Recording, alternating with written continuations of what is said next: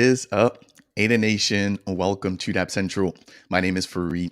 As a part of our bi-weekly live streams, we're going to be talking, about everything when it comes to the World Mobile Project.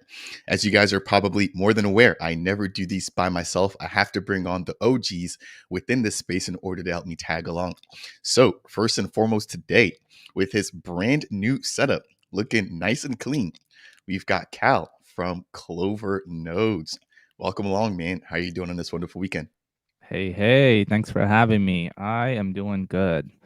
And just enjoying the beautiful weather in California. It's 65 degrees today, so even though I'm wearing the hoodie, I'm kind of hot in it, not gonna lie. But I gotta represent World Mobile, so you know. Thanks for having me on. Very excited. It's my pleasure. Not only are you feeling good, you're looking good. That new setup is coming along very nicely. I'm not sure who's helping you to set that up, but it's looking more and more professional. You might have to actually start to put more time and energy into your personal YouTube channel. I didn't realize that you actually had a channel. It came across my feed not too long ago when you reposted some of the highlights from the World Mobile team. And maybe we can talk a little bit more about that. But I feel like you're becoming a YouTuber, stream after stream. You're getting better and better, man. Looking good. Thanks. It's funny. I actually was planning to start a YouTube channel around World Mobile. It's just that my Web2 business does not allow me to because I feel like it's a full time job and it takes a lot of energy. And I see you posting videos every single day. So I don't know when you get sleep. But besides that, yeah, I mean, my setup, I just did it myself last night and not a lot of time spent. But yeah, just got to get a little creative with the small space I have around me. But thank you, appreciate it. Yeah, not a problem. I think you're well off to a really solid start. And I definitely started off creating content, looking at other people that were doing it for years, right? And so I would definitely say don't get caught in the comparison trap. If you just can get piece of content out there once a week, once a month, whatever fits your schedule, you're going to begin to build an audience surrounding that. Now we've got a second key contributor here to this particular live stream. He's always dropping some alpha. That is going to be Rob from Rob LL. AP. Rob, welcome aboard. How are you, man? Good. I'm excited to be here and chat with you guys again. Yeah, I feel like your nickname should be Alpha. Every time you're on here, you're always dropping Alpha, and people definitely do appreciate that. For anybody who's tuning in here for the very first time, we're basically key contributors. We have a huge passion for World Mobile, and we're just trying to raise awareness and just gather the ENO or the Earthnode operator community here, as well as just anybody who's interested in the World Mobile project.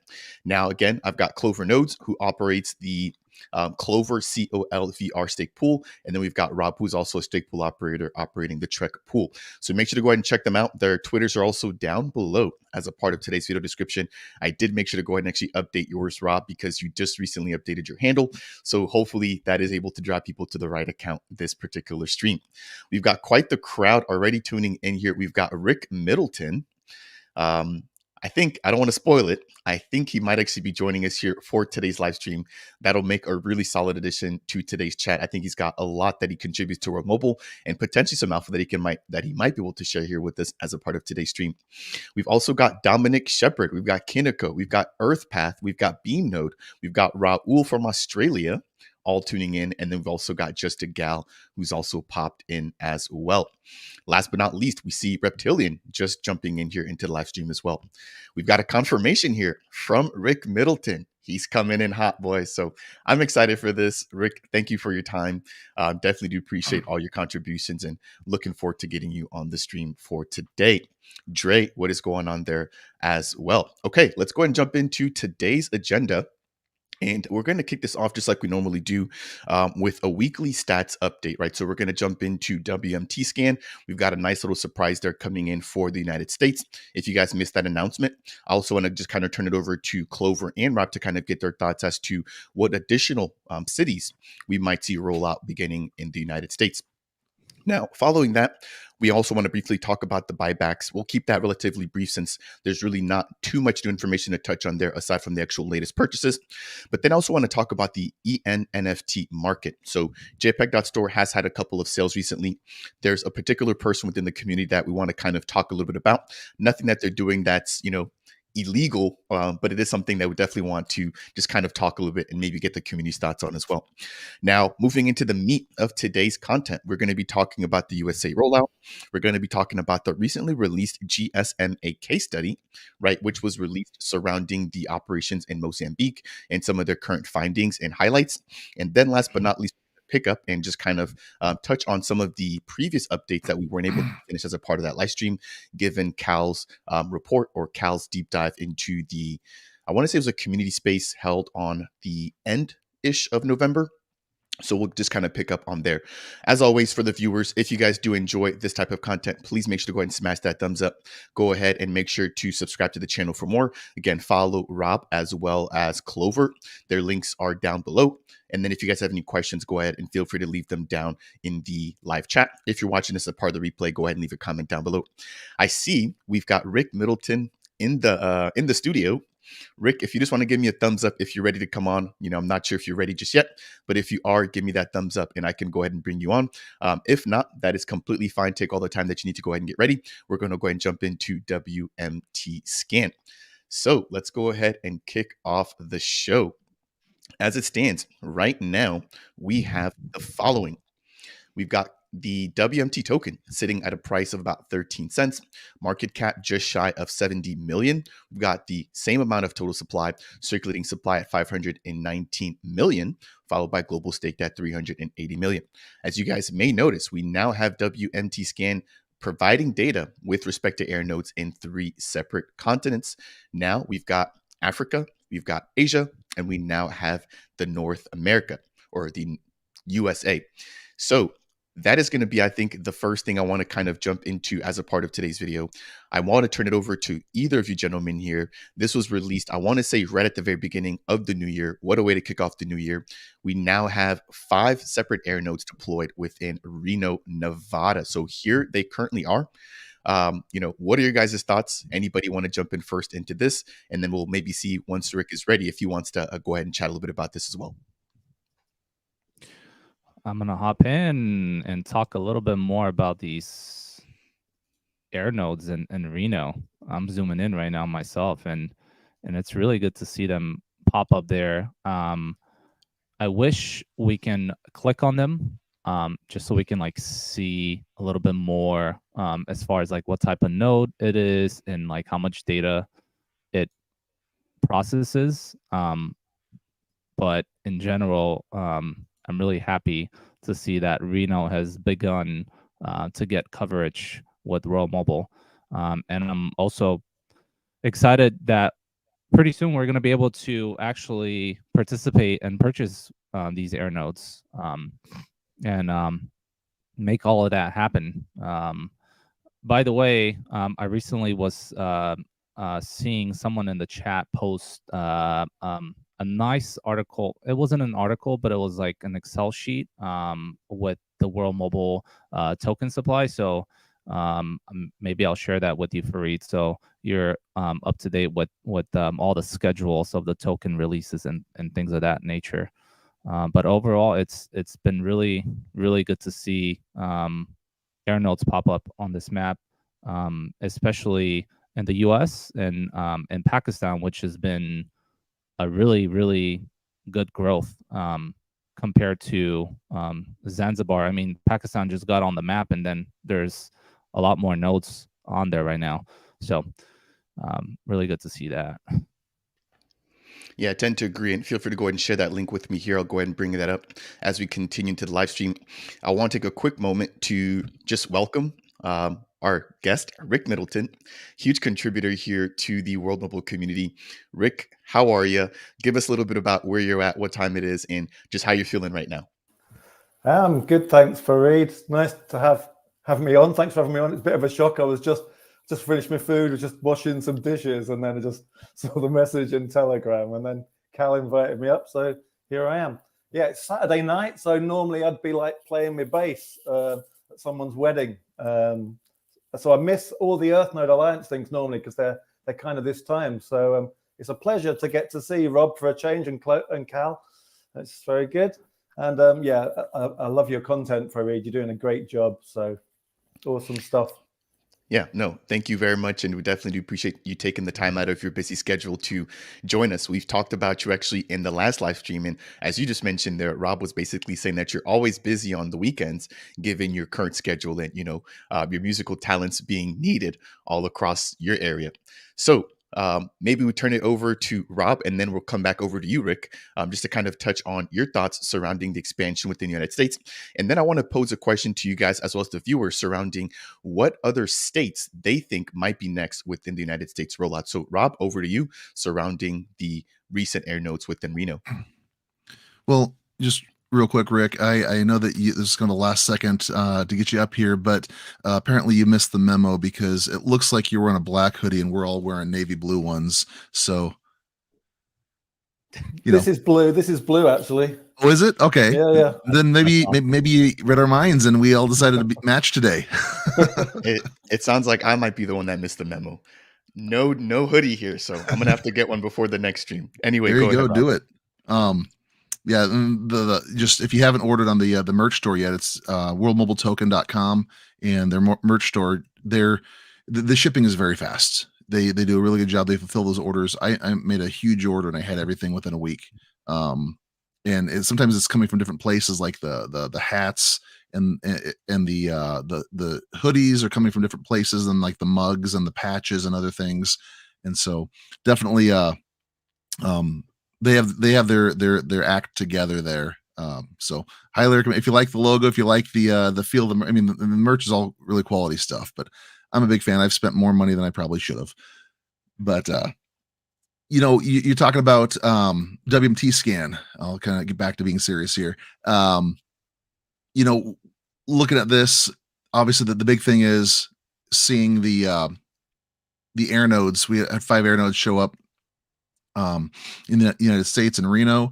Looking at the map and looking at the size of those if those are what they're selling to us as well, then those are going to be the smaller ones. Those aren't going to be the big titans. Just looking at the coverage area there. So it's interesting to see, where they deployed initially, just, kind of a strategic deployment there to see what the coverage range looks like. And that might help folks out quite a bit. If you're thinking about getting one for your house or a business or something that you have personally, and you want to maybe host it or operate it, seeing what that range is on an actual map, not a hex grid, but an actual map there. So I think that's a nice view from, at least for the folks in the United States. That makes it a bit more real. I mean, obviously, things are going to look a little bit different in Zanzibar or in Pakistan as far as the layout and the grid and everything, but standard US city blocks, that makes a lot of sense there. Looks like the total network consumption is down a little bit. Users are down a little bit from when we were talking a couple weeks ago. I think we were close to 60,000, and about 8.7 terabytes was the high.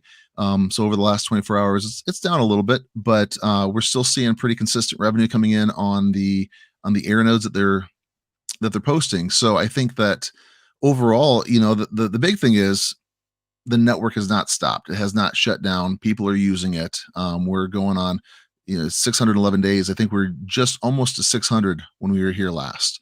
So seeing this happen, seeing the deployment, and I had a conversation with a friend who's involved in the Airnodes, and it sounds like things are really gearing up. We're talking, putting the polish on for Operation Airnode is what I'm hearing. So I'm really, really excited to see what that looks like. And I have a feeling that we're going to see numbers shoot up very, very soon once that happens. And they might have to put us on a waiting list, because I think that this is going to be really popular. The one thing that I'm curious about, like Cal mentioned, being able to zoom in on this map and actually click on the actual Airnode and see what's coming through it, because right now it looks like there's a pretty consistent amount of consumption on the Airnodes that they're showing, the top 10. And it says just here in Zanzibar, pretty consistent. You can see your higher areas up there. But I'm curious when they do top 10 Airnodes and they have like a drop down where you can actually see United States, different locations, United States or Pakistan. seeing what the consumption is going to be with the individual Airnodes and the individual locations, as opposed to just strictly the revenue coming in from Zanzibar. Yeah, I tend to agree. I think anything to kind of help to break down the data per continent now that we've got three, would be super helpful. I want to maybe just quickly turn it over to Rick to get his thoughts, surrounding the rollout, and then we'll jump into talking a little bit more about the buybacks, and then we'll also talk a little bit about the Earnode NFT. So, Rick, any thoughts surrounding the USA rollout?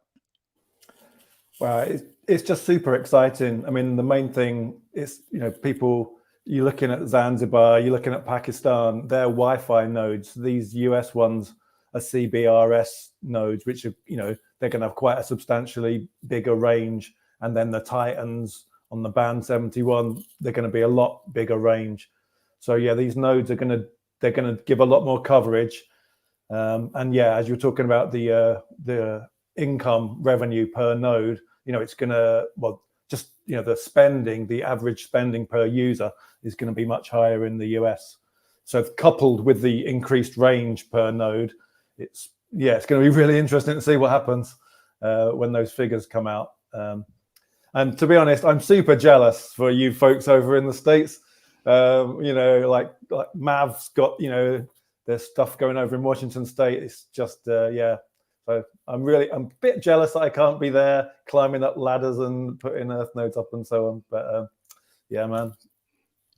Interesting take. I wanted to jump in and say, that remote ownership of these Airnodes would really open the door for people like you, Rick, and others that want to be involved, especially knowing that, these Airnodes in United States will be bringing different type of traffic. Just like Rick said, they're going to be slightly different than a Wi-Fi node. They're going to be CBRS and other bands nodes. So yeah, it's going to be cool to see, that matching engine come online and people be able to, find others that are willing to allow Airnodes on their properties. I think that's going to really set World Mobile aside and make it that telecommunication player that does not exist nowadays, especially kind of when you compare like Airbnb and how they started, and how you can get to match someone that owns a house somewhere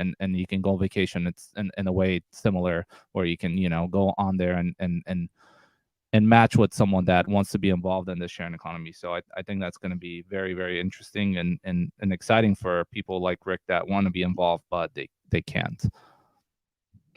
Yeah, that's a really good reminder of the remote ownership there, Clover, to give other people that may not necessarily be in the actual continent where the rollout's occurring the opportunity to also put their hands to the plow and actually become a part of the sharing economy. We've actually got, I think here, I thought I saw Colin earlier. He typically is here, but definitely want to give a shout out to the Mav team. They definitely been on my timeline here, providing more updates and installation pictures of their progress within just the World Mobile community. Excuse me, I'm getting tongue twisted. Now let's quickly move over, and then I want to go ahead and just put out a poll here surrounding what other locations the community thinks that we may actually get Airnodes rolling out into. So some of the potential candidates, right? We've already got Reno, Nevada, and I'll just throw them out there, could potentially include Utah, California, and New Mexico. So give that a thought there. I'm interested to hear, number one, where the community thinks that we might see additional rollout in, but then also maybe want to ask you guys here the same question as well. Let's quickly jump into the latest buyback. So as it stands right now, the team has executed another buyback of the World Mobile token from the open market. That latest buyback was valued at 30,000 of the WMT tokens, which is equivalent to about $4,000 US. In terms of the total buyback amount, that sits right now at $591,000, or excuse me, 591,000 WMT tokens, which is equivalent to about $74,000 US. If we jump very quickly into jpeg.store, let me go ahead and jump over there. What we're going to do is take a look here at the Earth nodes. And there's been a lot of activity here lately. And I want to ask Rob about a particular situation. So as it stands right now, we have an Earth node selling 2 days ago for about 55,000 ADA. Right before that, we had one selling for about 55,000 ADA again. And then we had an accepted collection offer for 53,000 ADA. And then going back about 7 days ago, we saw one of the lowest sales so far when it comes to an Earth node. Now, to be fully transparent here, because the value of ADA has been rising, we would normally expect to see a decrease in the actual amount of ADA that it would take to still get the same US denomination. So don't let the lower sales actually fool you, again, because of the fact that the value of ADA has actually increased. Now, to be fully transparent, after this particular sale here, again, maybe I'll let Rob just kind of touch on this. We did see a funny transaction going on here with the potential resale. And so I know, Rob, you've been kind of looking to actually purchase a Earth-node NFT. So I'll just kind of turn it over to you to make that pitch here. Well, okay, so I track these just because I'm curious. I want to I like stats and numbers and trying to figure out kind of the temperature of the room, and so obviously follow these quite a lot, as I'm sure a lot of people do, and also full transparency, I have more than one Earth node that I'll be operating. So it's not like I'm trying to get in for the first time, but I was like, well, I have a decision to make now. I think a lot of us do that have a limited amount of funds is, how do we want to invest? We want to invest in buying some Airnodes. We want to try and get an Earth node. I operate a Cardano stake pool. And, in order for me to maybe pick up another one of these, the reality is I probably have to really cut my pledge down even more on my pool to use ADA to get one. So I'm looking at these things and I'm watching these low sales come. As far as when I say low, I'm not talking dollar amount, but as you mentioned, just ADA amount, because the value of ADA has gone up significantly over the past several months. And I watched one of those. I think it was the one that went for 50, or I'm sorry, it was Earth node 731. That one sold for what does it say on the map there? I'm sorry, I'm jumping through screens, but that's 50 or 53,000, and then immediately that person put it for 55,000, 56,000, 60,000, and now 70,000. They keep upping their price just to make a quick flip, and so I just put out there and said, hey, I don't have enough to buy one of these straight up now, but if you want to sell your Earth node, but you want to sell to somebody who actually values the community and wants to make sure that they're going to honor what World Mobile's doing, not do a quick flip. I said, I'm your guy. Message me. Just a cheeky little thing. It's not going to happen, but you've seen that. And whoever did this one, it's not the main flipper, but there actually is somebody who's probably bought about 15 of these Earth nodes, and you watch them when they were going for over 100,000, they'd get it for 80 or 90. They put a low offer on there. You'd be seeing these things sell for 90 or 100,000, then all of a sudden one would go for 75 or 80 on an offer, and then immediately that one would show back up for 120, 125,000 on the market. So people are doing that, and they're actually making sales. I watched somebody make well over 100,000 ADA doing that, and on the one hand, good for them. That's what the free market's all about, is the ability to do that. But for the folks that want to try and get in, I've talked to a few people that they'd say, I'd love to be able to get in. I have a friend of mine who's talking about maybe pooling with some family members in order to be able to afford an Earth node. Somebody who's scraping together to get one, it makes it difficult. So on the one hand,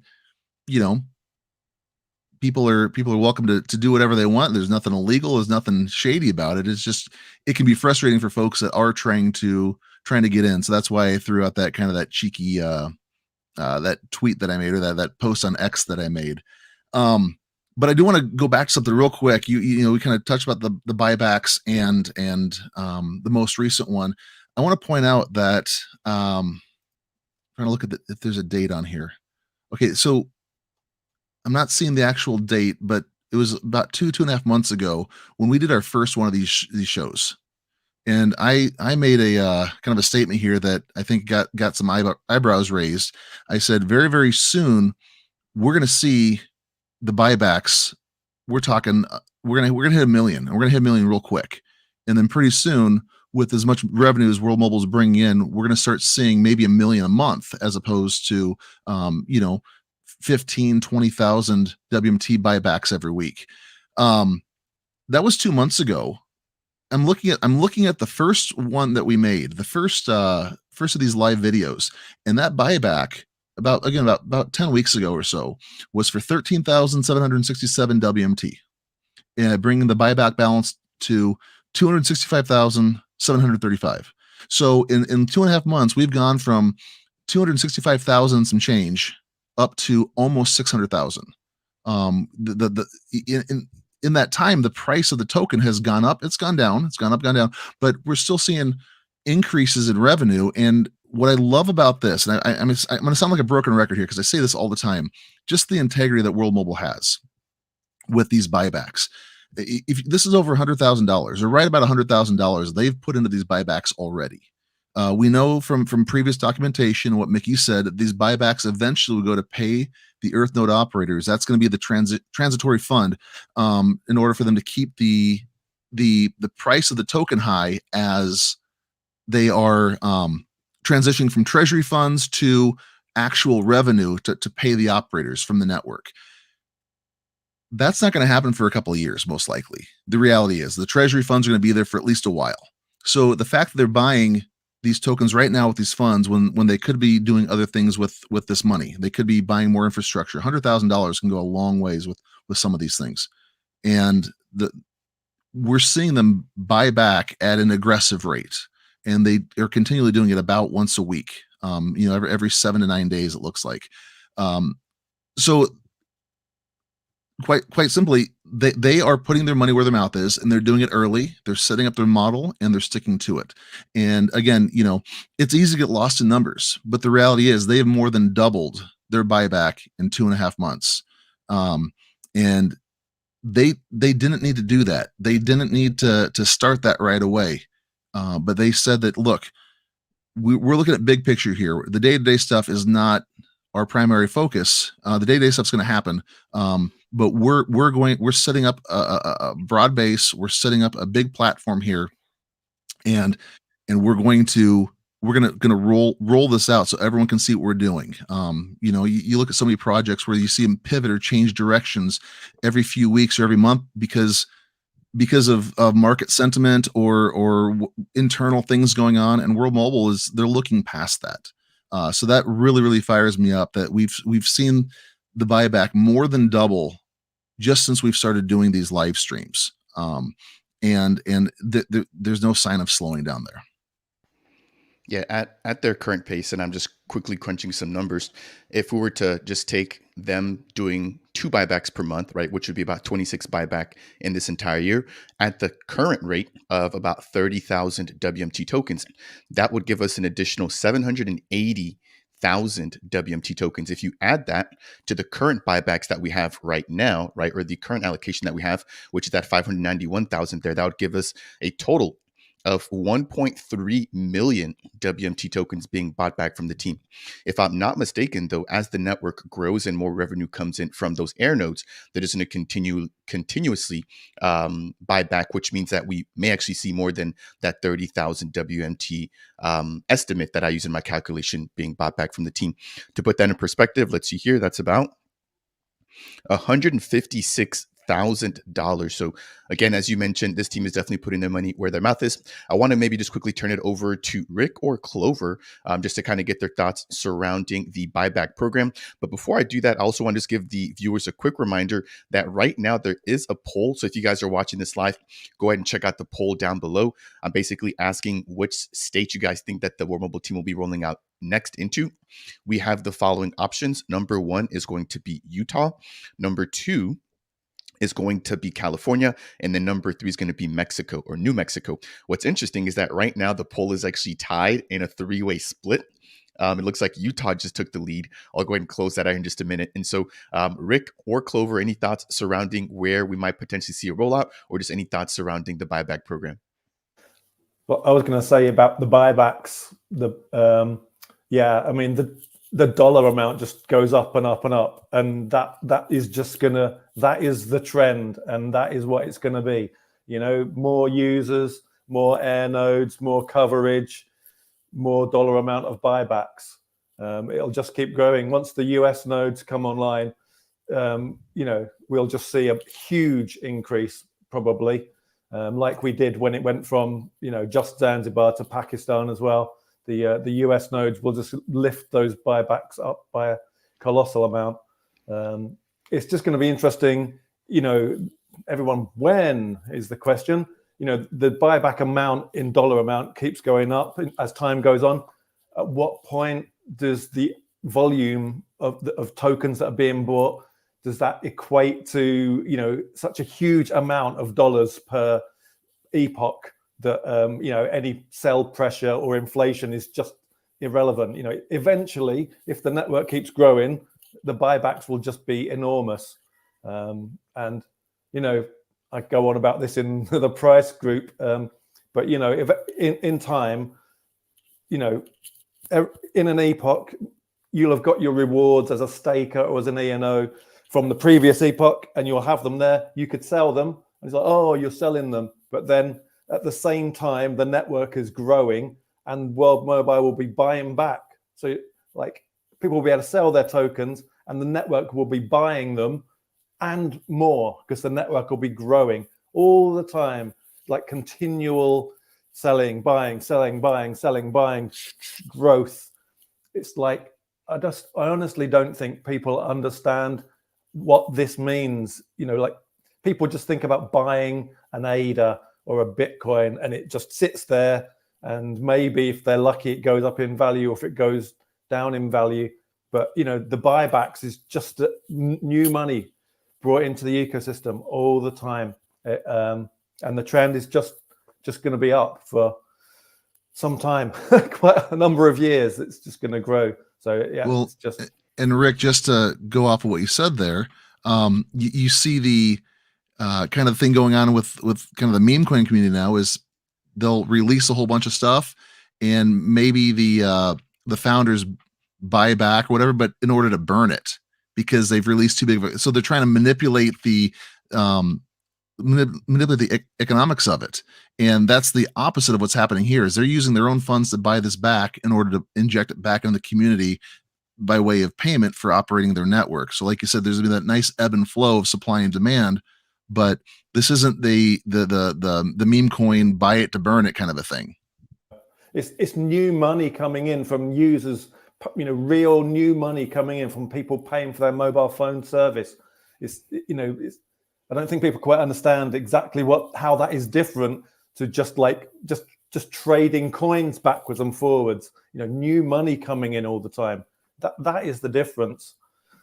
Yeah. We don't need a Bitcoin halving over here to cut the reward in half in order for us to go up in price. I mean, not financial advice for anyone, but the token is capped. So like Rick said, I mean, these buybacks are going to happen over and over and over as the customers grow. So when the token is capped, I mean, that only means one thing, and a lot of people from the community have talked about like the actual project decoupling from the markets, just because how different we are from a regular crypto project.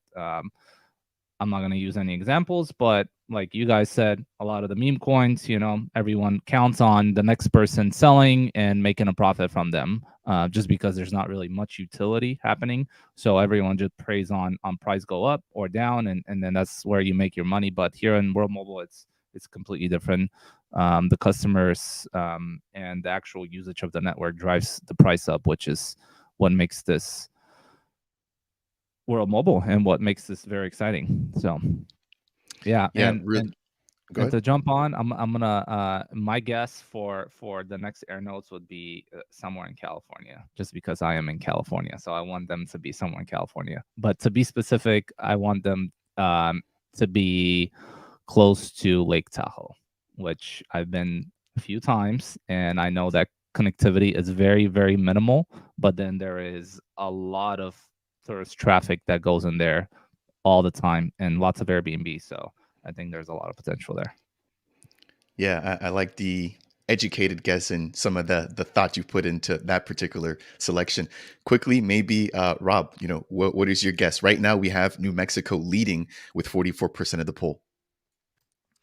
As far as where licensed spectrum is going, I put New Mexico just because I'm thinking, I don't know if they have a established base there, but you know, you watch things like Breaking Bad and you just nothing for miles and miles. And so maybe there's more of a need for a long distance aerial coverage or some sort of a you know, licensed spectrum that can reach that far. But I think if you look beyond that pole, beyond where they have the licensed spectrum in the 4 states right now, I think it's going to be a race. You know, Mickey's talking about they're in communication to try and get the licensed spectrum in 33 additional states. And then it's just going to be a matter of which one of the community members has the most money and the most gumption to try and put something out there real quick. So it just kind of depends on where people are at, and if you're going to do it remotely, can you find somebody, or can World Mobile find somebody to put it up for you quick? But it'll be interesting to see. And I know that a lot of people are anxious for both remote ownership and as well as trying to get it in their area as quick as they can. Yeah, that's a really solid point. And I want to just quickly reiterate, and feel free to correct me if I'm wrong here, but I think Rob as well as Clover do plan on running operations, or at least providing services to people that are looking to run an Airnode, again, through that remote ownership. And so as a quick plug before we jump in to get Rick's thought as to the next state that we'll see the rollout, I do want to quickly highlight the actual website, which you guys can check out right now for the Oppan beta. So it is available at airnode.worldmobile.io. Let me just quickly go ahead and bring this up here. And as you guys can see, this talks about owning, connecting, and actually earning by supplying the sharing economy. So this breaks everything down that you need to go ahead and know. Here are some of the states that we're currently talking about right now, in which we might see an additional rollout. And then as Clover and Rob mentioned, right, you can become a remote Airnode operator. So this is what the team is working on next. I do have an interview that I haven't been confirmed to actually release. It's been quite a while. I'll have to go back and talk to the team about just being able to release that. I'm sure it's probably fallen off their radar with their BTS event, but there is a nice little segment where I do talk to Mickey about remote ownership, and he talks about how they are now beginning to prioritize that portion of the Oppan platform. Now, I've got some other screenshots I want to quickly show off here as well. These are a little bit old, right? But these were, I think, some of the first glimpses that we saw of the potential Oppan network. And again, these are very old when this was released for the global application, which I believe is now live as well on iOS. So let's quickly take a couple of comments, and then Rick, I'm coming straight over to you. We've got, let's see here, Vidimon stating, great show, Fareed, learning a lot from this discussion. That's really what it's all about here, Vidimon. Longtime support of this channel. I definitely do appreciate you stopping by. We've got Shane asking, any thoughts on the recent partnership between Starlink and T-Mobile for satellite cell service? I'll just kind of throw this out here for any of you three. We'll just kind of let this simmer. If any of you guys want to pick this back up, I'll go ahead and bring this back up. But just want to quickly highlight that we do have a question, which is probably worth touching on here, coming in from Shane. We've got Lord. Thank you for tuning in, Lord. Mav is on a tear. Definitely do agree with you there. We've got Eric tuning in as well, showing some love to the Mav community. We've got Sebastian stating, getting Nevada ready for Rare Evo 2024.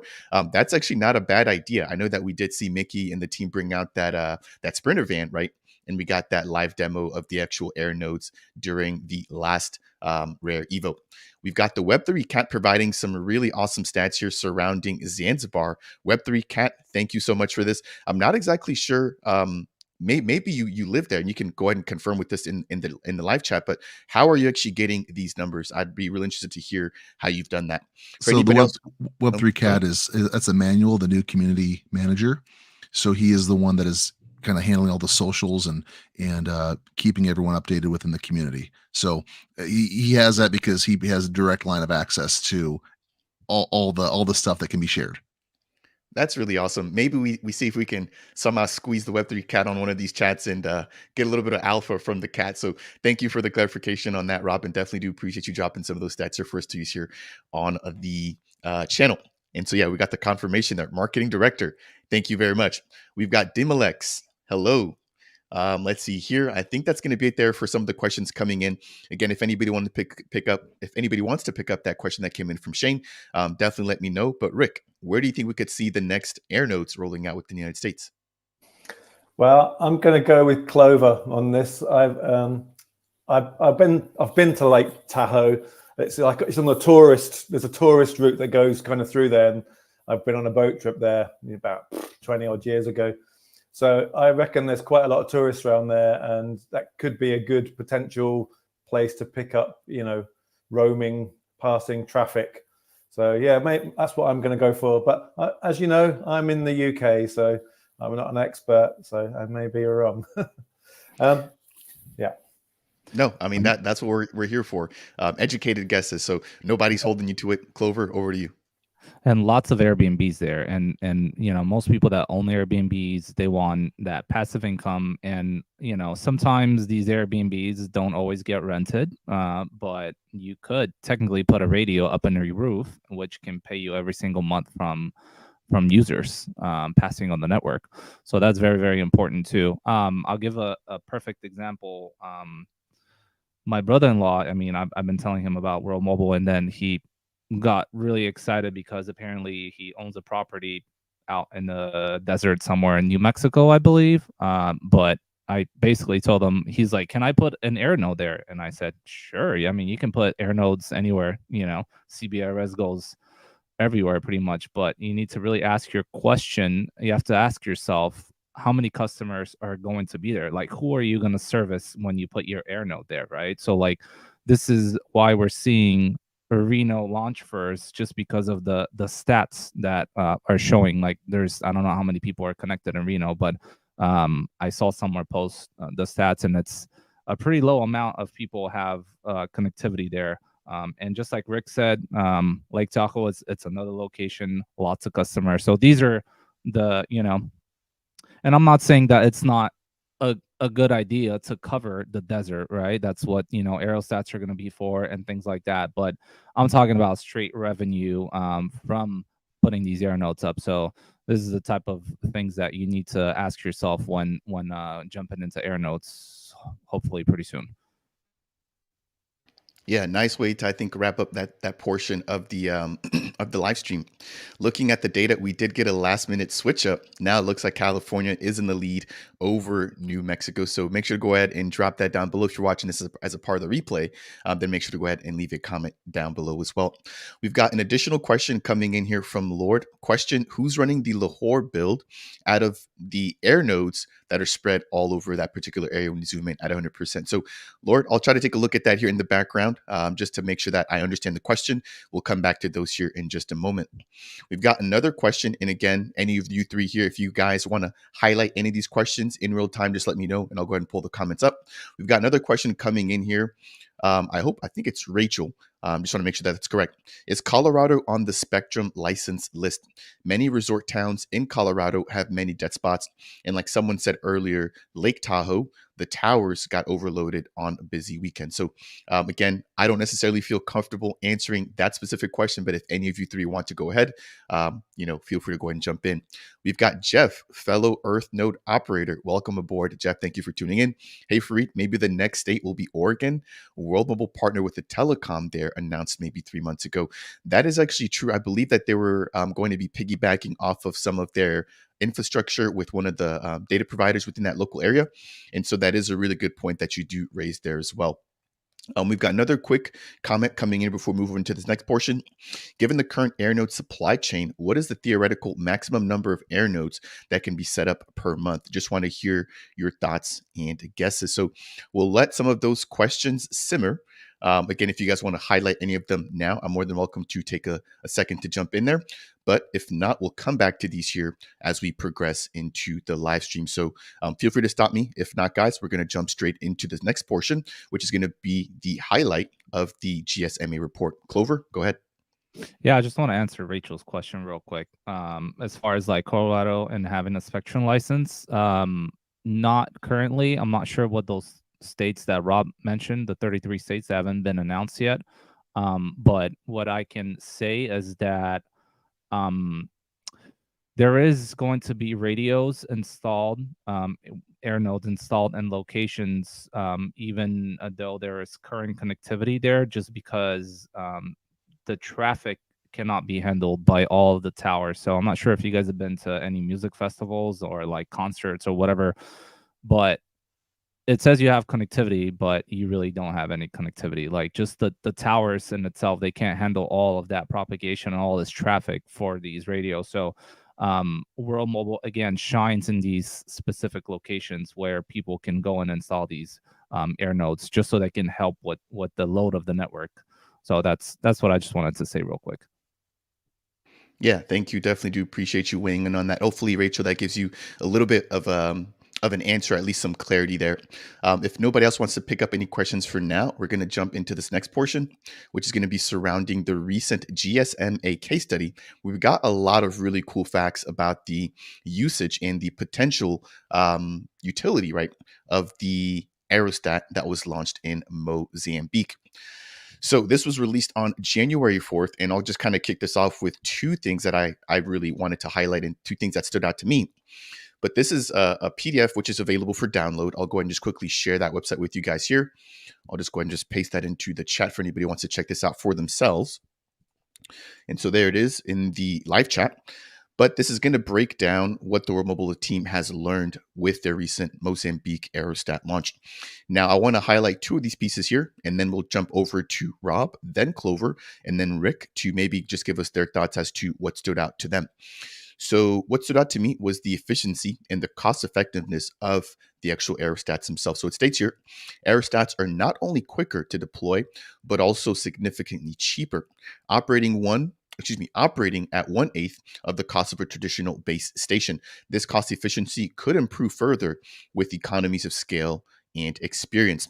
I know that within just the development space, for example, like blockchain and crypto, we're seeing things begin to get easier over time. And I think that that particular rule or law would also apply to something like World Mobile, especially once they're on their, 10th, 50th, 100th, aerostat that they're finally deploying, right?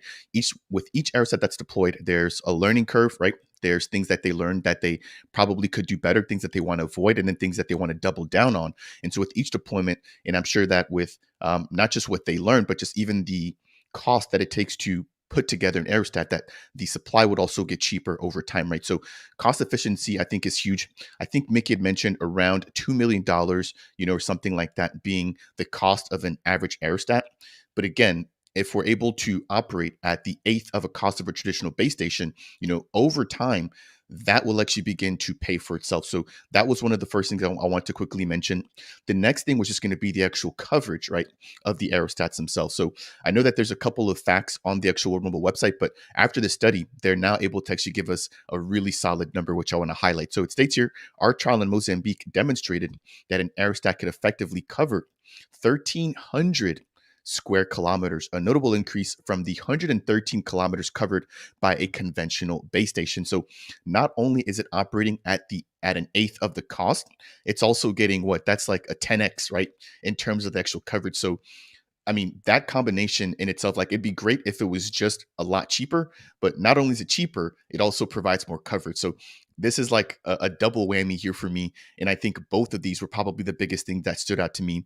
And last but not least, it states here that allows for 93 people 93% of the people on the nearby ground to get coverage. So very positive, very reassuring numbers. Again, if you guys want to check out this particular report, it is available at the website that I just shared within the comments. As you're watching this as a part of the replay, I'll go ahead and actually pin that in the comment section down below as well. So here's the actual PDF. It is quite lengthy, but at this time, I'm going to take a break from talking. I'll turn it over to Rob to kind of get his thoughts and maybe just highlight and piggyback up anything that we've discussed so far. So I read the tweet highlight that they put out that had the 7 points, and then I went and I read the actual PDF here, and it's not long. It's 4 pages, and the 4th page is really just facts about World Mobile and the GSMA. So it's not long, but what I like about it is even in the brevity of this, it wasn't just a fluff piece. They talked about the positives. They talked about some of the potential issues that could go along with it. Like you mentioned, there's the range that it covers, but it also talks about things like if you're gonna try and put up additional payload on there, it's gonna take more helium. It's gonna cost more to do. They talked about weather. They talked about some of the problems that that World Mobile is facing and trying to solve with this. So this isn't just a straight up, you know, glorifying World Mobile for what they're doing, but they are very, very positive with it. The thing that really stood out to me was, you know, looking at this, Freed, you mentioned that the distance, they more than 10x their distance that they're able to do. Um, they also they talked about the and this is more reading this, you get a little bit more than what World Mobile has actually given us, in some respects. This was a 20-day trial. They were doing it not with necessarily their own network per se, but it says the existing Vodacom footprint. They're focusing more on network coverage rather than the capacity. So they weren't trying to overload anything. They were just trying to see how far can we push this network. So it shows, because initially Vodacom wasn't announced, and we talked about on the thing last week. That the what were the initials? The IA, there it is, IACM, the Mozambique Civil Aviation Authority. Their logo was plastered on the aerostat, but we didn't see that, and we didn't see the Vodacom logos initially. Those were like they're airbrushed off of it, and so what we talked about last time as well. There's a lot more going on. It's not like, hey, something's happening and we're just finding out. These guys are testing things to perfection. They're getting everything out of the way, and when they announce something, it's rolling out, and that really, really fires me up. But simply, that they are working with the regulators, they're working with the existing infrastructure there to really push this to the edges. That was the biggest thing that stood out to me, and I'm sure there's other stats. I don't want to. I can go point by point. That won't be fair to anybody else, and probably nobody wants to hear it anyway. But seeing that they've been doing this for a while. They've been setting this up. This isn't just about blow up a balloon and put it in the air. There's a lot more that went into a lot of regulated authorities, a lot of existing companies that are in the area. They're working together. They are making things happen. This just tells you the absolute foresight that World Mobile has. Yeah, thank you for weighing in. And I don't think that anybody would be bored by you digging into some of those facts. One thing I do want to also just quickly touch on, and I'll turn it over to Clover for his thoughts and highlights as a part of the report, was that one portion actually talked about the impacts of the weather, right, when it comes to the actual aerostats themselves. So let me just quickly share my screen again, and we'll turn it over to Clover in just a second. So it states here, in practice, the economics will depend on local conditions. Parts of Mozambique see very gusty winds in the early afternoons caused by quote unquote dust devils or mini tornadoes during periods of hot weather, right? Now, as a precautionary measure, World Mobile's operators have been lowering the aerostat during these conditions. So what this kind of poses me to think is like moving forward long term, will the team be actually going through the practice of raising and lowering daily? Do they have maybe some sort of weather system that they're utilizing to identify when it's worth lowering versus raising? And then is there always going to be somebody who's just kind of there watching and trying to figure out, when it's actually worth doing that? In closing, at the very bottom, it also talks a little bit about the impacts that the wind can actually have, right, on the aerostats themselves. So it says, World Mobile says the wind speed has to be lowered below 15 knots for launch and recovery of the aerostats, while the helium pressure needs to be checked every 30 minutes, 24 hours a day when in flight. So sounds like it's a lot of servicing that needs to be done and a lot of monitoring when it comes to the aerostats. And so again, just trying to think about, if we're going to have hundreds of these, right?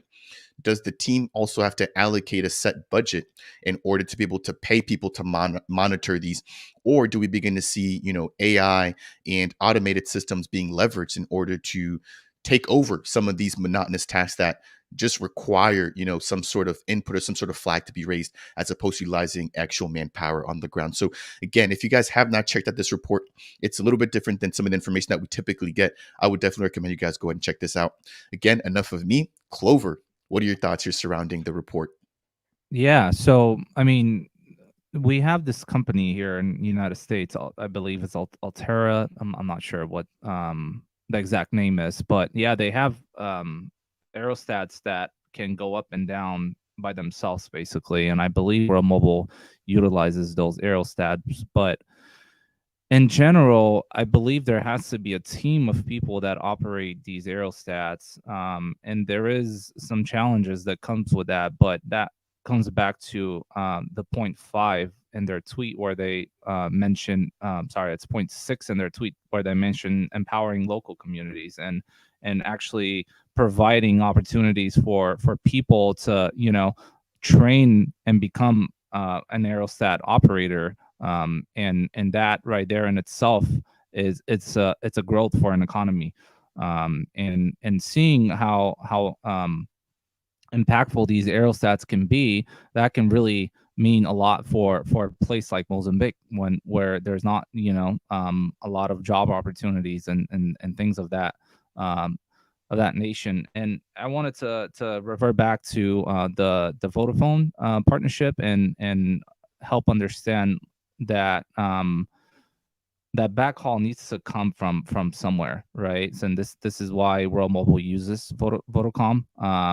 And people from our community sometimes tend to compare us to bigger networks, and that's fair, right? Because we have a lot of benefits, like the blockchain side of things and the privacy and things of that nature. It's good to compare, but Mickey always says that we need to basically work together, and make sure that all of telecoms work together in order to make this happen, and to be able to connect everyone around the world. One thing I wanted to point out from this GSMA report, and I found it pretty interesting, is it's where they state that aerostats always turn their nose to the wind, and World Mobile has created. They countered that actually by developing something called D-spin, right? So if you have a radio strapped to a aerostat, and the aerostat kind of moves, right? This propagation antenna is not going to point at the same place at all times, which is not good. So creating this D-spin method to counter that, it's pretty clever and amazing to me. So I thought that was like the coolest thing when I read it, and I've never even heard of this thing, or actually never even thought of this thing. Like we read so much about these aerostats, but there's like so much to learn about, like how they operate, and like what are the actual challenges and implications when it comes to that. So seeing World Mobile think of these things, it's really, really good. So yeah. Yeah, really solid point that you raised there. And that's why I'm glad that we've got the experts on our side, right? AKA Gregory Gottlieb, to deal with a lot of the stuff that we might not be privy to, that he's had years of experience to get better understanding of, and hopefully be able to tackle with something like World Mobile. One thing that you raised there that I really like, Clover, was the fact that this also opens up new opportunities. So I know that when I was responding and asking questions about, what the World Mobile team might be doing with respect to having people actually man these aerostats, you talked about, hey, they're actually teaching people in these areas the skills that they need to be able to contribute not just to their local economy, but also to World Mobile. So that's a really, really good point to raise there, that there will be new opportunities that come out, not just for World Mobile, but these will actually impact the countries that World Mobile has actually launched in. So last but not least, Mr. Rick Middleton, what are your thoughts surrounding any of the highlights when it comes to the GSMA report? Well, I was going to mention what Clover just mentioned about the steering into the wind of the aerostat. And I was going to, from previous AMAs with James Tagg, if you remember, he was talking about developing new antennas, and he was actually talking about sort of directionality in the past. So when I read this report, it was like, aha, this is what he was talking about. That's it's just seeing all the pieces of the jigsaw come together. And the other thing, we're talking about the wind here, as Emmanuel's pointing out in the chat, by raising the aerostat up like to 1,000 feet, or 1,000 feet instead of 300. No, it's meters, isn't it? 1,000 meters. Yeah, you get less affected by all the the local topography, so the hills and stuff. It's more stable when it's higher up. So yeah, it would be better if we can get the aerostats higher. They'll also have a wider footprint coverage as well, so they'll be more stable and they'll be able to cover a wider area. Excuse me. The downside, of course, that when they're up higher, they're a bigger obstacle to planes and things. So needs a bit more negotiation with a regulator and aviation and that sort of stuff. But yeah, Yes. my thoughts. Sounds like some interesting trade-offs there, right?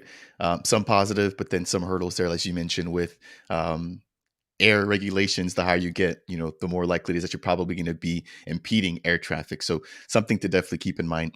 Let's maybe just kind of turn things over now to a little bit of Q&A, right? We've been going for just a little bit over an hour. I don't want to keep any of you guys too long. Again, thanks to Rick Middleton joining us here at the very last minute. It's been awesome to have you on here.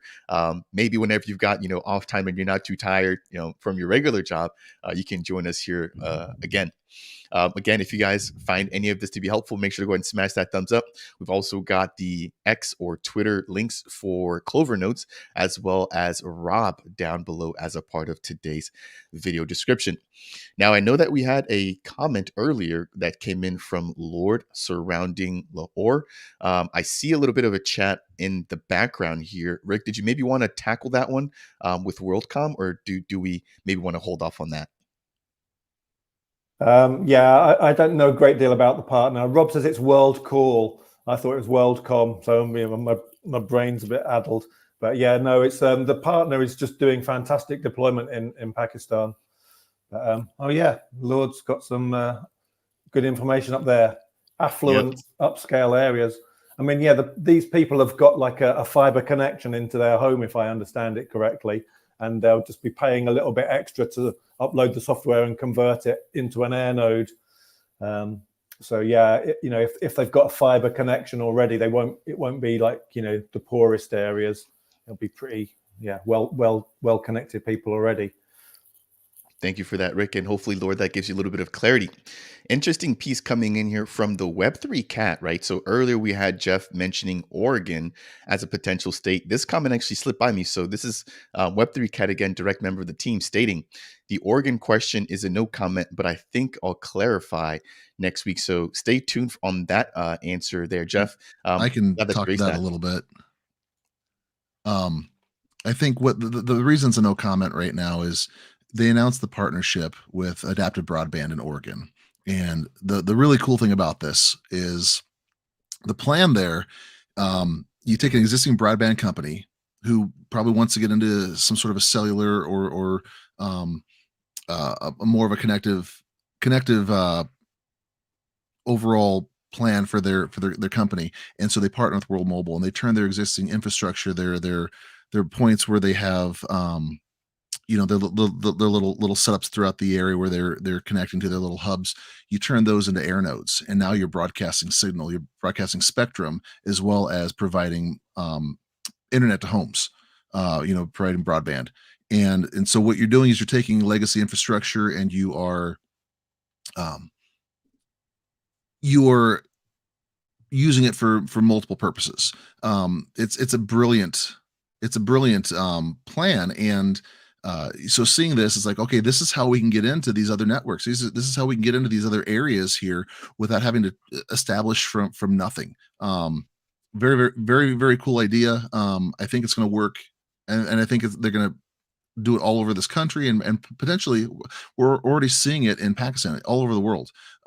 You're going to see them saying, "Hey, let's partner together. You continue to provide your internet services, and now we're going to be that plus, that extra. You want to get into cell phones. You want to get into mobile devices. You want to get into the ability to use cellular. We'll help with that. You don't need to go out and buy these $1 million towers and put them up every 10 feet in order to make this happen for your area."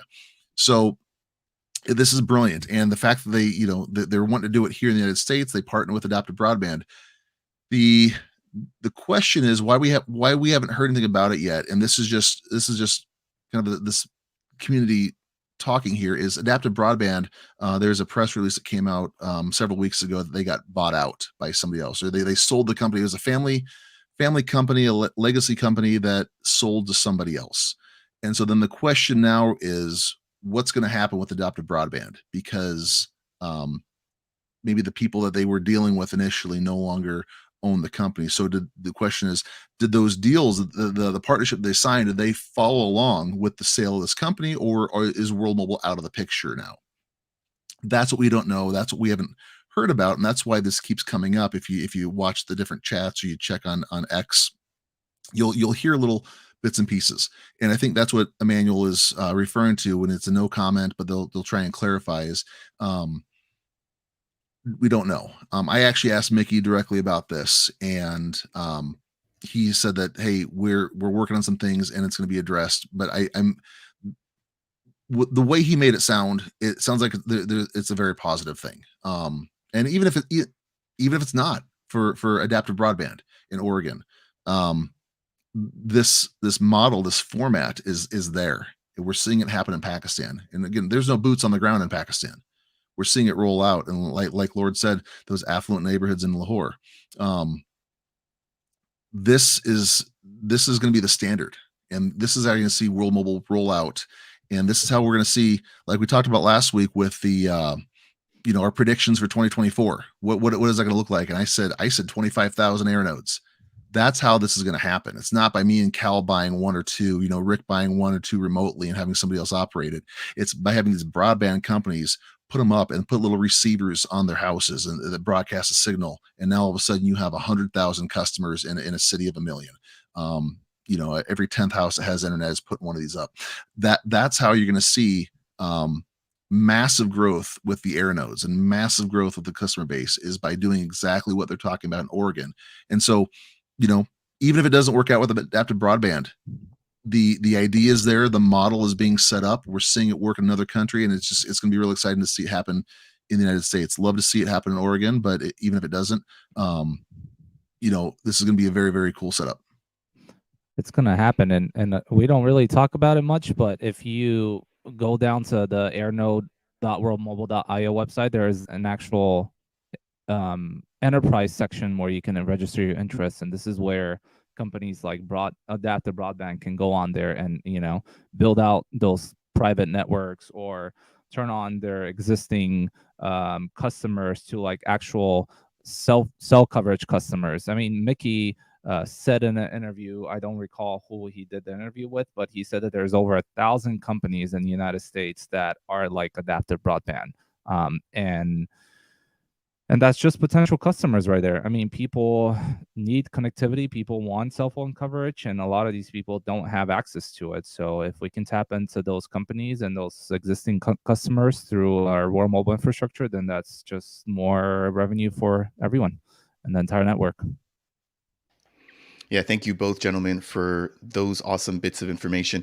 I think one thing that, after hearing what Rob said, comes to my mind is if, World Mobile does plan to continue to partner up with more and more existing infrastructure providers, if they're able to get some sort of standard in place, right? Because I'm sure this is not going to be the last time that something that this particular scenario happens again, right? Where they partner with somebody and then they end up potentially getting bought out, which kind of then puts them in a tough spot, right? So maybe, having them get something in place. And again, I'm not sure how businesses are structured, what's in the fine print, et cetera, but just to make sure that the community is a little bit more at ease with some of these transitions, which are inevitable, right? Moving forward as companies grow, companies shrink, some merge, et cetera. Now, I do want to just take a couple more questions here. We have one that's coming in from Rachel. This is surrounding the actual coverage of some of the Airnodes themselves. So let me just quickly pull up the question and I'll pull back up the op-band website or the op-band beta. But this states Airnode purchasing site says that the range is 500 meters. And I believe that's going to be on the portal 180 and potentially the 360s. How does it work connecting to a phone and payment to a World Mobile Airnode operator if someone is just driving through? I think we've discussed this in times past. I know, Rob, you've touched on this as well, but maybe, any of you three want to kind of volunteer to take this one on, and I'll jump into the op-band beta here while you guys are doing that. Go ahead, Rick. Show's yours. I haven't talked for a while, so maybe I should have a turn. But yeah, you'll have said it before. You've got the bigger nodes like the Aerostat or the Titans in this situation will be giving a wide area coverage. So if you were to zoom out here and switch to the WMS, you'll see, look, there's a massive purple thing over there. So, this coverage area, those 4 green things there, you can see there was so many CBRSs within that region. So, it's all about getting a good connection. It's all about the handoff from one to the next tower. So having this, big coverage from either the aerostat or the Titan, that is the key. So, if you're stationary, the system will offload you onto the closest smaller Airnode so that you can get the high data usage for streaming or whatever. But if you're just traveling through, it's probably not gonna, if you're only in one CBRS zone for like 30 seconds, you might not get handoff to those ones. You might stay on the on the larger Titan or the aerostat. Yeah, thank you for that answer. And just to add for Rachel there, you are correct. That's 500 meters. And then just to put that in perspective for the Titans, they provide 6 kilometers, right? So 6,000 meters. So as you can probably tell, providing a lot more coverage. And thank you for that answer, Rick. Clover, did you want to add something there towards the end? No, not really, but I mean, I'll add a little bit. That 500 meters, I mean, it's probably more than that, honestly. I mean, I've done a little research and then I've taken that Google CPI class and I don't know. I mean, that 500 sounds a little low, but I think it depending on if there's anything like in front of that radio, like a building or anything like that, then maybe yeah, but I think it goes further than that, and maybe the MAV 100 guys can, that's the radius, isn't it? 500 meters is the radius, so it's a kilometer from one side to the other if the antenna's in the middle. Yeah, but it's cool to see. There is a person that World Mobile appointed up in Nevada. His name is Christian Reese, right? And he keeps on posting like really cool like photos of Airnode's installations happening in Nevada. I recommend everyone go and follow him and get a little like insights of what's really happening up there in Nevada. I mean in Reno, sorry. And yeah, it's just cool to see the type of antennas and radios they're putting. There's one circular antenna that I had no idea what it was for, and I kind of did a little bit of research. It's like an access point where it points and I guess propagates more bandwidth for Airnodes, but I'm not quite sure what it was. But it's on my to-do list to research. But yeah, it's really it's good to see. I recommend everyone go and follow him and see what the things that he posts. Awesome. Rob, any thoughts just surrounding any of the hardware that you want to jump into? If not, I want to move the conversation into a slightly different direction. I think that just to answer Rachel's question there about connecting phone and payment, we like you said, we've talked about this previously on other live streams, but when you're driving down the highway, you're on Verizon's. If you're in the United States, you're on Verizon's tower, and then you jump to an AT&T tower, and then you jump to a different tower as you hit those different coverage zones. And typically, your phone's going to stay on the tower that it's at while it has a good enough signal. But if it starts to get a really weak signal, it's going to transition over to wherever the stronger signal's at. So if you're hitting one of these smaller ranges that has more of a hotspot, if that's where you start off with, if that's your primary network, or if there's just a dead zone and you need to connect, it's going to connect there. And World Mobile has agreements with over 150 different telecoms companies. And basically what it says is, hey, your customers can use our tower and our infrastructure, and you're just basically loaning, we're loaning that out to you for a fee. And so the person who's owning the Airnode is going to generate revenue, because what's happening is that AT&T customer, that Verizon customer, that US Cellular customer is going to be using the tower as they drive by, as they walk by, as they sit stationary in an office.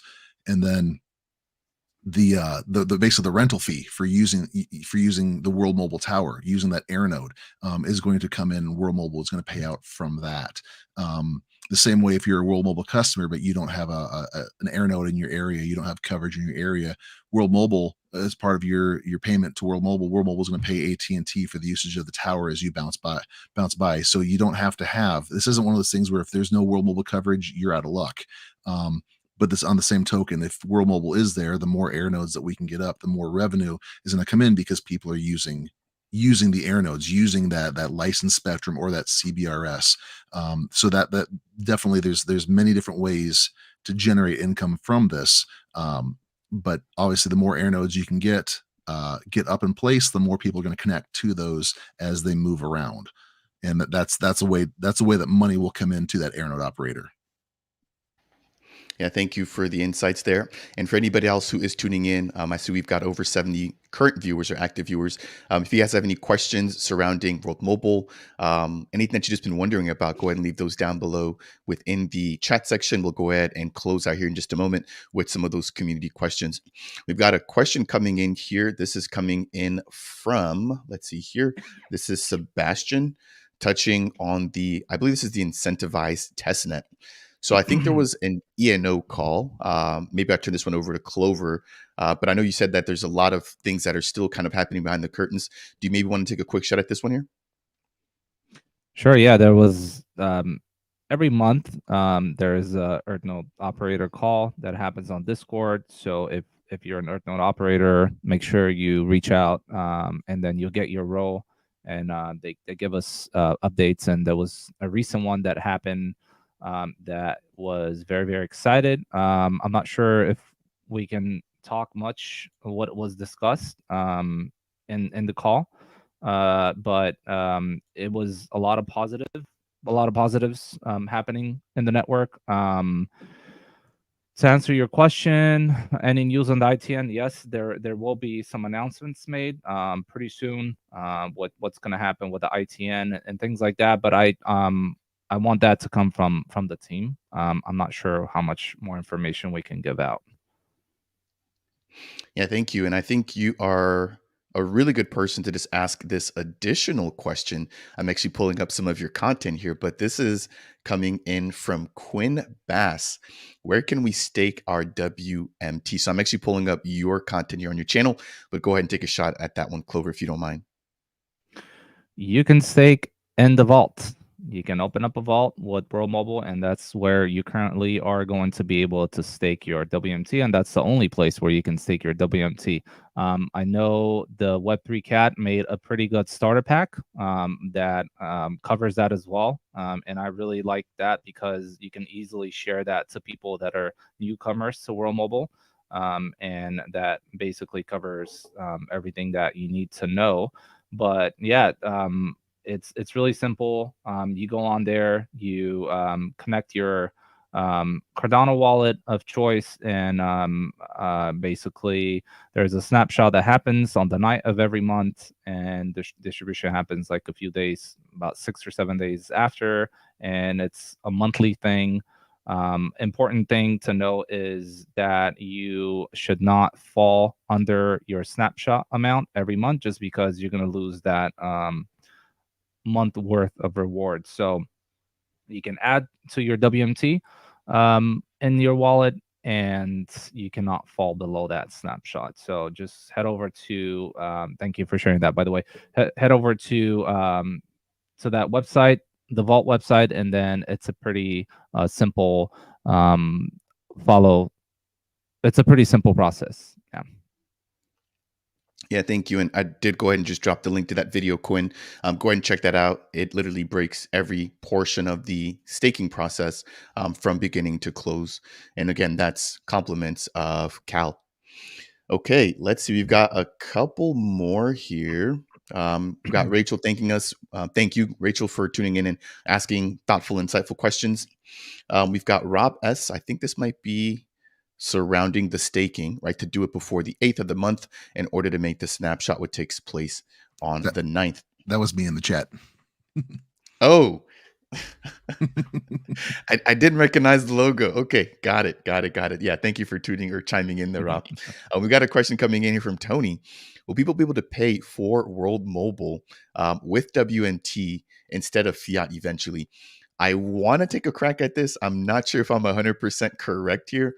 I know that within the global app, there's been teases of credits that can be earned, right? Which I think which can be converted, excuse me, to purchase data packages. Again, don't quote me here. I'm not sure if any of you guys want to chime in here. Has this actually been confirmed? This is a really good question. Yeah, no, it's it's one of those things that people have talked about in the Telegram group for years now, because people want utility for the token, and it just seems like a no-brainer to some people. Oh, we'll just pay for the service with it, but because of the crypto regulations in many countries being a bit risky, keeping the token separate from the telecoms is probably a wise move. So, and also, if someone's paying with the token for the service, it's not actually bringing in fresh money into the ecosystem either. Do you know what I mean? It's like if they had to pay with fiat for their connection, and then that buys tokens, then new money's coming in. But if the tokens are just going round and round, there's not any new money coming in. You're getting into sort of a circular Ponzi scheme again, maybe. Oh, yeah, I don't know. Yeah, no, thank you for answering that. And I think I got tripped up with the rewards that come from things such as Scan for Points, which I think can actually be converted or put towards the actual data plans. Again, don't quote me here. It's been quite a while. I could be completely off there, but do want to thank you, Rick, for answering and taking a shot at that question. I'm not seeing many other questions coming in here. We've been going for an hour and 20 minutes. I want to give everybody a little bit of time to just kind of hang out with their family on the weekend. And so I think we're going to close things out here. As always, we're just going to kind of get everybody's take as to what they see next. And now that we're kind of in the new year, right, maybe we switch it up a little bit and talk about what we would want to potentially see coming from the actual team, right? So if there's maybe one goal, right, that we can set for ourselves and the World Mobile team, what would that be? And so I think for me, I'll just kind of kick this off, would just be the adoption of a fourth continent, right? So we've already seen three. We're fresh into the year. I think that we could definitely see an additional continent. I would personally love to see, for example, something like Australia, right? The team has kind of collaborated with authorities there. We haven't really seen much talk about, aerostats in that region, but I know that the global app was actually available for testing there very, very early on. So they look to be more crypto friendly. And so I would be interested to see if we could potentially start to eyeball, an area or continent, for example, like Australia. I'll turn it over. Maybe we go backwards this time. Maybe we start with Rick and then we'll go up to Clover and then we'll close out with Rob when it comes to potential goals and just close out comments here. So Rick, again, I want to thank you big time for tuning in here last minute. You definitely were a huge addition to this. I would love to see you here more often when you have the time that permits. So over to you for your closing thoughts. Oh, thank you. Yeah, it's been a lot of fun. Crikey, there's so much, that World Mobile's got to offer us.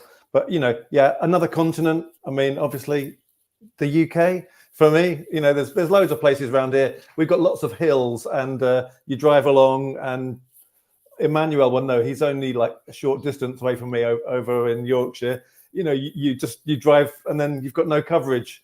We need a few aerostats around here that would sort us out quite well, or a few little Airnodes just at the end of a valley. So that'd be cool. But things that the US, I just want to see OPAN kicking off in the US. I want to see the sharing economy, actually here. I want to be able to buy an Airnode, a remote ownership. I want that to happen. I want the Tinder for telecoms, as it's been described in the past. I want to see that happening. That's for me, that's the most exciting thing, when the sharing economy really kicks off. So there's stuff going on in Mozambique. We hear about Starlink being used in Nigeria. There's loads of stuff going on in other places. But I just want to see OPAN in the US up and running. Once that's happened, I'll just I don't know what I'll do. Have a nice cold drink and cheer. Yeah, we'll have to have a celebration live stream with you included, and just other members of the community. I think that'll be a huge milestone and a huge achievement, which I think Mickey and probably the rest of the team are ready to kind of get behind them, right? kind of similar to the Aerostat launch, there was just so much chatter, so much focus, and probably so much energy that went into that they're probably super relieved when it happened. But then the fact that it happened the way that it did in such a professional, clean, no issues, that was really awesome here. So I feel like now that that's behind us, the Aerostat launch, all eyes are now and all the focus is now going towards Opin. So really good point that you make there. I'm excited to see that coming out here as well. Clover, your turn, man. Go for it. So, talking about OPAN and Operation Airnode, Operation Airnode will be something very amazing, and I also want to see that happen. But let's not forget that aerostats are also big air nodes. So I would love to see these aerostats spread out to different regions of Mozambique and maybe even different countries.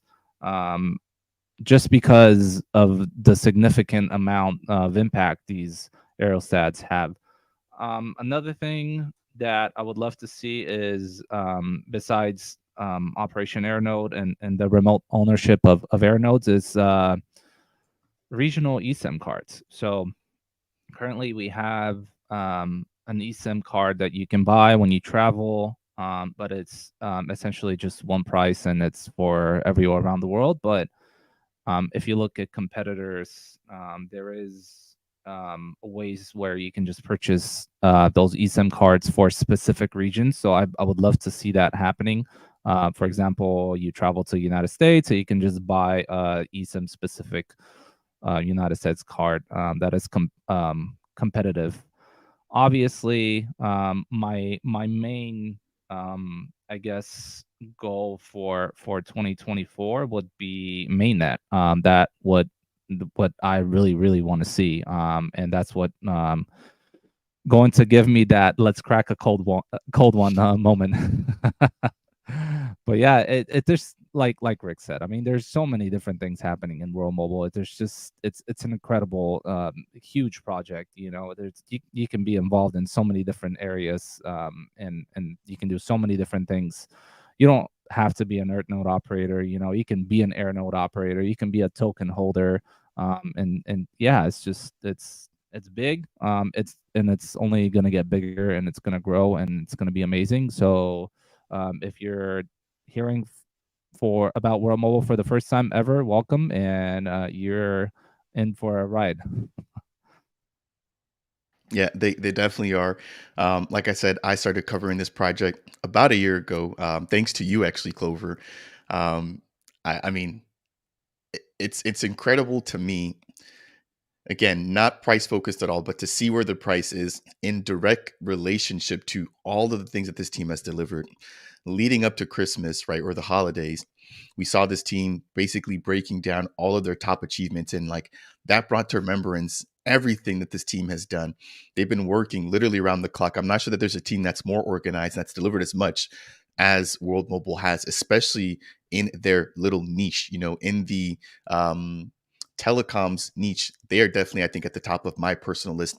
There's actually something that I wanted to touch on earlier. I don't want to tease this out too long, but there was a report by Masari that was released not too long ago. And unfortunately, World Mobile was not actually listed. So this is the chart here. And I saw somebody else had reposted this. I think it might have actually been you, Rick. Yeah. And you actually plugged in World Mobile. So I want to talk about this. Maybe we just do this next time. We just kick this off. But there just seems to be a lack of eyeballs. Maybe it's because it's if I'm getting tongue tied here. Maybe it's because they're building on Cardano, but I'm just like, how do you miss a giant that's been doing so much, something as the first ever aerostat in the continent of Africa? How are they not listed here? That really blew my mind. And so, yeah, I'm not sure if you guys want to just add anything to that before we get closing thoughts from Rob, but that was man, Masari is messing up. I know they've got their thing with Cardano where they are excluding Cardano in some reports, but I'm like, don't do that to World Mobile. This team has shown solid work. And when I look at some of the competitors that are listed here, I'm like, they haven't done half of the work that World Mobile has, yet they're listed here. So I'm not sure what's going on, but they've got to do better when it comes to that. Rick, go over. Yeah, damn right. I saw that in the Telegram. Someone posted that chart that you've got there, and we were just like, "What? Well, no, I was not on there. We've got like 55,000 users, but and so I just like immediately just got me a graphic program out, and just the time is now. It was 1 o'clock in the morning, but it's like, make that graphic now, get it up on Twitter. So, and then that had loads of traction, and loads of, like, Emmanuel was straight on it, posting it out. The webcat was getting it out there. So, and it's so important, and they've acknowledged it now. I think the deep in narrative is getting bigger. And I think they've acknowledged us now. So it was well worth the effort. Well done, everybody, for getting on that one and liking it and everything. Real testament to the power of the community, right? Yeah. And again, that's one of the biggest things that I've noticed within Cardano, which Cardano is known for its community, but World Mobile, just like Cornucopias, I think have probably some of the strongest community members that are proactive, right? So nobody's getting actively paid to jump on these streams with me and to do all this, but like, you guys, out of the goodness of your hearts and out of just the support that you guys see in the future that you guys see with World Mobile, you guys are helping myself to do this as well. So I want to just thank everybody, thank the entire World Mobile community, everybody who's tuning in. Like, without all of us, this economy would not be able to thrive. I'm going to jump into the very last comments here, and then Rob, we're coming to you for the closeout. So we've got Despina, aka Demetrios, tuning in. Thank you very much, Demetrios. If you're coming in late, make sure to go ahead and rewind. Jam-packed live stream here today with the special guest, Rick Middleton. We've got Tommy Vesper. First time hearing about World Mobile. That's exactly what we're trying to do here with this stream. Reach new blood, reach new community members that want to be a part of this awesome network. I'll be doing a lot more reading, and hope Fareed has a bunch of videos that I can consume. I definitely have a dedicated World Mobile playlist. So I think it's over 15 to 20 videos now, Tommy. Anytime this team has big updates, they're definitely covered in my channel. And then this is our 6th or 5th installment of these live streams, over an hour long each. Not only are you hearing from me, you're also hearing from members that contribute and that talk directly with key members of the team, including Mickey Watkins, CEO and founder. You've got Cal Clover Notes here, World Mobile Ambassador. You've also got Rob there, Ambassador as well. So these are definitely the people that you want to hear from. Check out those past live streams. I think you'll find them to be extremely useful. And last but not least, welcome to the DApp Central and World Mobile community. All right, we've got Rob. Final comments, over to you. So for 2024, I kind of laid out some hopes last week for numbers, but as far as accomplishment goes, one of the big things that I would like to see is I would like to be able to say personally that I am a World Mobile subscriber. Now, I have an iPhone. I know that the app is coming out soon. I know that they're doing some final testing on that as it goes through its approval, but we've already seen the screenshots from the iOS app. I went out and I bought a Google Pixel 5. It was like $150, used, and just so I could do scan to earn or scan for points. I didn't need to, because you don't need to have a phone connection with that. I don't have a number associated with that. It was just an unlocked phone. But I went ahead and I bought, just for the sake of saying I did it, I bought a 90-day eSIM. So that phone can connect if it needs to for that 90-day period. But I don't want to have to do that. I don't want to have to go and figure out which phone am I using, which app is this phone unlocked? Can I buy an eSIM? So bigger picture, I like to say I am a World Mobile subscriber. This is my cell phone company.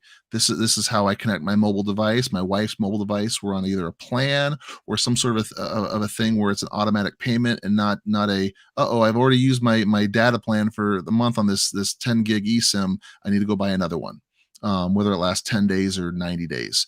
So I want to see progress moving forward for actually being a customer and not just a short-term consumer that you have to renew, whether you're traveling or whether you're stationary. That's my real goal for 2024.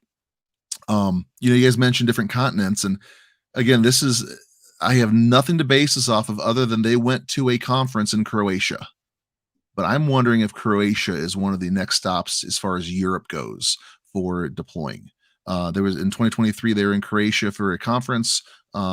They didn't talk a lot about it, but there's some tweets. There is a few things that I think came out of it, but that would be interesting too. That's a country you don't hear a lot of, and it'd be great. That's actually my wife's family is from Croatia, and so love to. I want to take her to when I retire here soon. I want to be able to take her on a trip there. We've talked about it since we were dating, so that'd be great to be able to go to Croatia and have our network there. And selfishly, I just actually yesterday was my 20th anniversary at my job, and I can at this point retire if I needed to. I'm going to stick with it as long as World Mobile is not my full-time thing. And so, we talked about the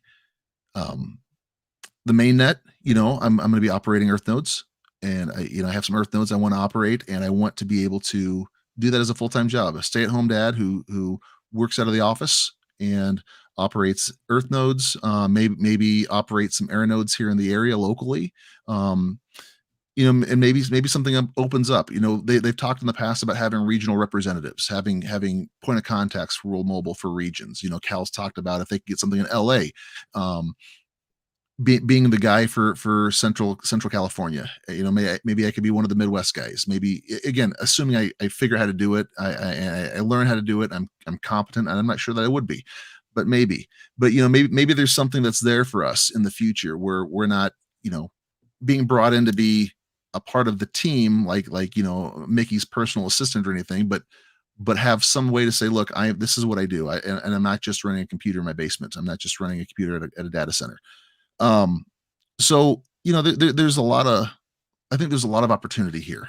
I think there's a lot of opportunity to be a part of this, whether it's you are buying tokens and you are holding tokens, you're staking, you're keeping the ecosystem steady and level, you're using the network, you are a cell phone customer, you're a cellular customer, whether you start your own franchise where you put some Airnodes up and you are literally the cell phone guy, the connectivity guy for your area, whether it's small town or you just have some dead zones in your big city. I think there's some opportunity there. Whether you want to be the guy that owns them or the guy that operates them, the guy that the guy or the gal that is able to go perform the maintenance. Maybe Rick says, hey, I like what's going on in Rob City. I want a remote owner, and then maybe I'm the guy that operates it. Maybe I'm the one that puts it up. There's gonna be some possibilities for a lot of people to be a part of that. And then, as we talked about earlier, if you have the money and you can beat the scalpers, maybe you can go buy an Earth node and operate the computer, the back end of what's going on, the base layer of this network. So there's so many opportunities. Some of it you need to have some money for. Some of it you need to have some ambition for. And some of it you just need to be able to pay your monthly bill. That's going to be it. So there's ways to be a part of World Mobile, where you can say, look, I'm supporting this vision, this network. And if you think about it, what you are doing by paying monthly to have your $40, $50, $60 to have your cell phone work. Eventually when that comes out, what you're doing there directly affects this entire community. It affects what Rick is doing in the UK by operating his Earth node. It affects what's going on, the ability to spread and help people in Zanzibar, in Tanzania, in Kenya, in Nigeria, in Pakistan. By growing this network, by making it stable, by helping it increase, the reach gets bigger. And so we're able to affect this network, affect these people, and just by paying your cell phone bill, by buying some crypto, you're able to really have a positive impact on the world as this thing grows and as the footprint gets bigger for World Mobile. So that's what I'm really, really excited about. I think that we talked about it in 2023. We went from 226 Earth nodes in January to 1,230 by the end of the year. We talked about just 2.5 months ago, we were at the buyback was 260,000, and now it's almost 600,000. That's going to be over 1 million here within under 3 months. And in another 10 weeks, that will be at 1 million, if not sooner. What they're doing is so big. The ambitions are big. The plans are big. The footprint is big, and it's happening. And people get so hung up on when this, when that, well, there's a delay here. Well, if you go and you just look at the roadmap, you look at what's in pre-production, what's in development, what's been laid out. Like you guys mentioned earlier, the stuff that has come out in 2023 for World Mobile, no other company has done. They have big plans and they're making it happen. And people get so it's like being a voter. You have a one issue that you want to vote on. I believe in this. This is my personal belief. This is the one thing that I'm passionate about. And then you won't vote for candidates, or you won't vote for a party based on that one thing. And it seems like, when there are complaints in this ecosystem, in this community, it's because of that one thing. And if you just take a step back, you look at the big picture, you look at the numbers, look at the numbers from 10 weeks ago. Staggering. We have the ability to positively affect this network, positively affect this company, positively affect our communities, and positively affect the world by participating in World Mobile. You meet people like Rick, who just have the integrity and just the care for this community. I mean, Rick, I don't know if you saw a couple weeks ago, but I went on a 10-minute tirade about you, and just the love that you have for this community and everything you've done. When I first came on, before I could even buy my first WMT here in the United States, I jumped on the Telegram and you helped me out, and I asked questions and you were the one that was responding to me. The friendships that I made with Cal personally, Cal, when we met at Rare over a year and a half ago now, and look how far that's come. And then Fareed, we were talking a little bit, but then we met in person in Denver, and you see what this is. And this is, and I messaged Mickey just yesterday. I had a phone conversation with one of the co-founders, a good friend of mine, and being able to chat on the phone about everything other than World Mobile. And I messaged Mickey and said, look, this is the stuff that matters. This is the friendships, the real life stuff that's going on here. This is real. This isn't just number go up stuff. And I just love how we're able to do that. I love how we're able to connect. Rick, your first song, World Mobile Connects Us. I mean, that's not about this cell phone device here. That's about much, much more. We're doing it. We're a part of it. We're making things happen. My life, I told Mickey, I said, my life is better because of World Mobile. And we're not on mainnet. I haven't sold a single token. I haven't done anything. My life is better because of World Mobile, because of the people that I've met, because of the excitement that I have for it, the opportunity that's come with it, the connectivity that we have outside of the cellular devices. And so 2024 is going to be huge. I absolutely cannot wait for these things to happen. They are happening. There's so much more that's in the works that we don't even know about yet. And again, like I said a couple weeks ago, I'm not surprised anymore. So many things happen in 23. I'm not surprised. I'm in awe. I'm excited, but they don't surprise me because of how good this team is, how big the vision is, and how incredible the community is. So just very, very grateful for all three of you guys that are here today. I consider you all my friends. And, Rick, I look forward to meeting you in person in one of these meetups someday soon. Fareed and Cal, hung out several times, obviously in person. Love it. You guys are the best. So I'm looking forward to what's next. And I know that it's only going to be uphill, downhill, uphill. We're only getting better. We're only better. It might be difficult at times, but it's only getting better. This is great. This is great. So thank you guys so much for let me rant on here at the end. I think that's kind of the thing now, is that Rob, you talk at the end just because you won't shut up about it. And we don't want to cut anybody else off. Rob, aka the closer. You're about to make me shed a tear. I think that deserves a standing ovation. Way to bring it home. Way to end on a super high note. And again, that's what this is all about, making friends, bringing awareness to World Mobile, building our own relationships, and just bringing awareness to Cardano as a whole. Again, this has impacts reaching far beyond what we can actually visibly see with our eyes. And so it's been an awesome chat as always. Again, I want to thank Rick Middleton, our very special guest here for today. Myself, Clover, and Rob will be meeting 2 weeks from today. And so again, this is a bi-weekly chat, but I wanted to just go ahead and close out with that. So a lot of comments coming in there at the very end, giving you, Rob, a lot of support. For anybody who tuned in late, make sure to go ahead and rewind and go ahead and check out this chat. It's been really awesome, especially if you're new into the community. We're just going to, want to just thank everybody for tuning in. And also, go ahead. everyone needs to like this video and follow Fareed Dap Central in order to get him additional additional reach, additional hit the algorithm so that more people find out about him, because what he does, he is the number one influencer on Cardano. He has the award to prove it. So the more reach that Fareed has, the more he's able to do this full time and make amazing content that's going to inspire you, not just with World Mobile, but with Cardano and crypto in general. So please share these things, follow him along. Fareed, you're the best. Thank you, Rob.